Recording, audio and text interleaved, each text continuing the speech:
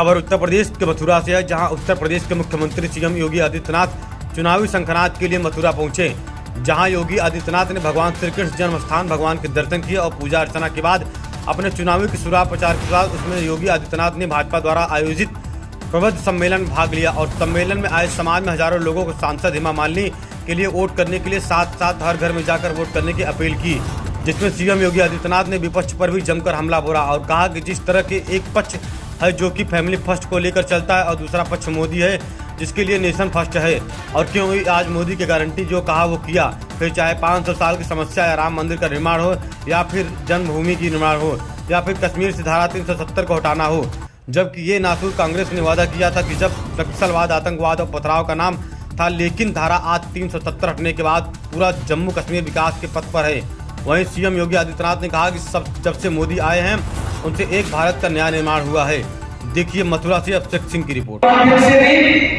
यहाँ को एक नई पहचान दिला सके, एक पहचान उसके माध्यम से मिल सके। और हमारा मानना है मोदी जी ने 2 वर्ष में तो पिछले 2 कार्यकाल में पिछले 10 वर्ष में 11वीं अर्थव्यवस्था से भारत को पहुंचाया है 5वीं बड़ी अर्थव्यवस्था के रूप। और तीसरे कार्यकाल में मोदी जी के तीसरे कार्यकाल के लिए भारत को दुनिया की तीसरी बड़ी अर्थव्यवस्था बनाना है। और इस तीसरी बड़ी अर्थव्यवस्था के लिए विकसित भारत के लिए विकसित उत्तर प्रदेश और विकसित मथुरा के लिए भी हम सबको कार्य करना है। और इसी कार्य के लिए आज आपका आह्वान करने के लिए आया हूं आप सभी प्रबुद्ध जनों से। इसमें व्यापार मंडल भी है, अधिवक्ता समुदाय से बाहर एसोसिएशन भी है, इंडियन मेडिकल एसोसिएशन भी है, शिक्षाविद भी है, समाज के हर तबके के लोग हैं।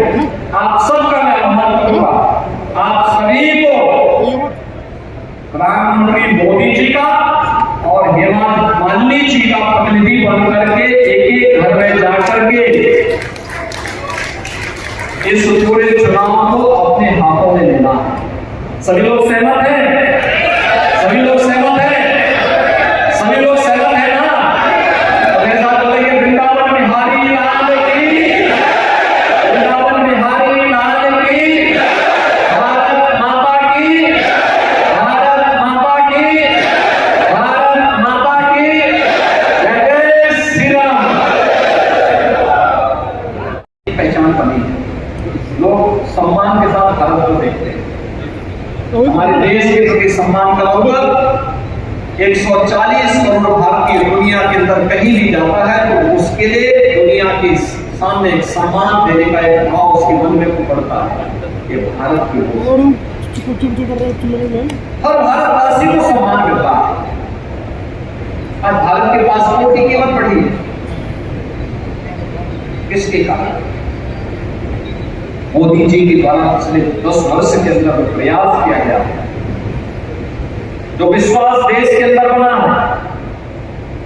भारत ने जो कार्य किए हैं, सीमा को सुरक्षित भी किया है, इंफ्रास्ट्रक्चर के भी बड़े बड़े कार्य हुए हैं। Highway, railway, airport, medical college, विश्वविद्यालय, नए नए संस्थाओं का निर्माण हो रहा है, नई नई चीजें आ रही हैं।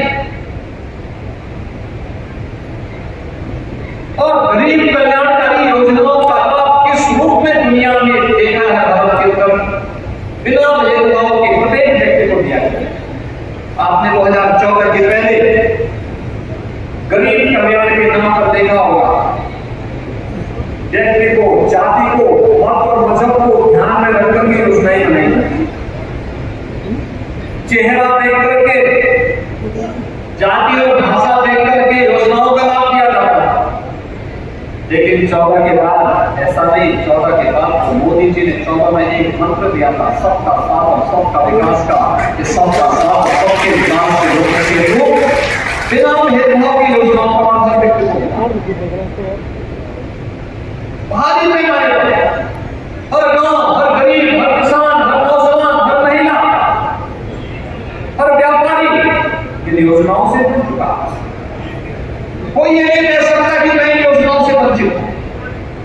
सुरक्षा सबको, समृद्धि सबको, लोक कल्याण का भाव सबके लिए।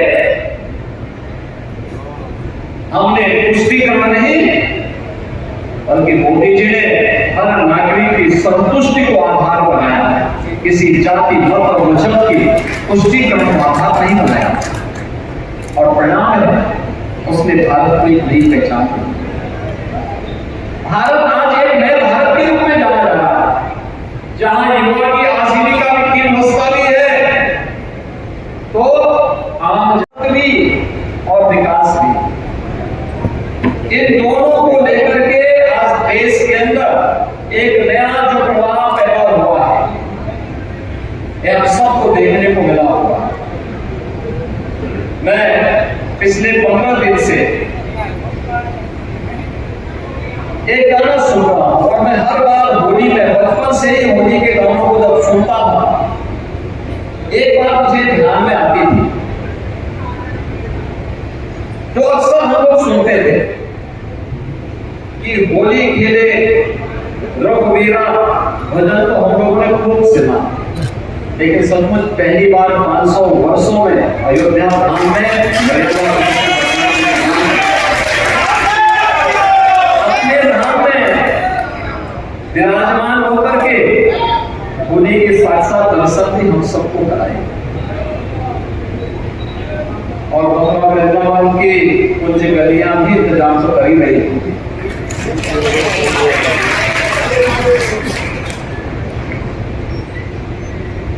ये मेरा सौभाग्य है कि मुझे बार बार जब भी अवसर मिलता है यहाँ आने का अवसर प्राप्त होता है। आज जब हम होली की बात करते हैं तो दुनिया के अंदर मथुरा, वृंदावन, बरसाना, गोकुल, गोवर्धन, नंदगांव, बलदेव, यहाँ पर खेली गई होली की चर्चा पूरी दुनिया के अंदर है वर्षों के रूप में। और तो श्रद्धालु जनों की भीड़ देखते हुए होती है। हम लोगों को लगता है जितना कुछ हो पा रहा है ये भी कम पड़ रहा है, अब इसमें और कुछ क्या होना है। एक बृहद योजना के साथ आज कार्यक्रमों को आगे बढ़ाने का कार्यक्रम किया जा रहा है। आप देखिए इस धरती का कितना बड़ा प्रभाव है और कितनी बड़ी ताकत है। याद करिए 2021 में